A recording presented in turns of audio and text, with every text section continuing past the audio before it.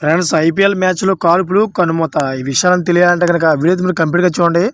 అప్పుడే మీకు complete information ఏంటో అర్థమవుతుంది. అదేవిధంగా చాలామంది వీడియో చూస్తున్నారు కానీ లైక్ అని కామెంట్ చేయట్లేదు. దయచేసి లైక్ అని కామెంట్ చేయండి. లైక్ అని కామెంట్ చేయడం వల్ల ఈ ఇన్ఫర్మేషన్ మనం చాలామందికి తెలియజేసే వాళ్ళు అవుతాం. అదేవిధంగా చాలామంది సబ్స్క్రైబ్ చేసుకోవడం మాత్రం మర్చిపోతున్నారు.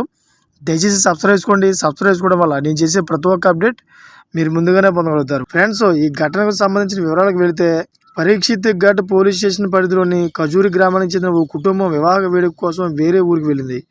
అయితే ఈ కుటుంబంలోని 13 ఏళ్ల బాలుడు మాత్రం ఇంట్లోనే ఉండిపోయాడు. శనివారం రాత్రి అతడు టీవీలో ఐపీఎల్ మ్యాచ్ చూస్తున్నాడు. ఈ సమయంలోనే పొరుగింట్లో ఉన్న మహమ్మద్ కైఫ్ కూడా మ్యాచ్ చూసేందుకు ఆ మైనర్ ఇంటికి వచ్చాడు. అయితే ఇంట్లో వాళ్ళిద్దరు తప్ప ఇంకెవరూ లేకపోవడంతో సరదాగా మ్యాచ్ని కలిసి చూస్తున్నారు. ఈ క్రమంలోనే బాలుడు తన తండ్రి లైసెన్స్ తుపాకీని తీసుకువచ్చి సరదాగా కైఫ్ వైపునకు గురిపెట్టాడు. అయితే అందులో బుల్లెట్లు లోడ్ చేసి ఉన్నాయని గ్రహించని బాలుడు ట్రిగర్ నొక్కాడు. దీంతో దాంట్లోని బుల్లెట్లు కైఫ్ తలలోకి నేరుగా దూసుకెళ్లింది.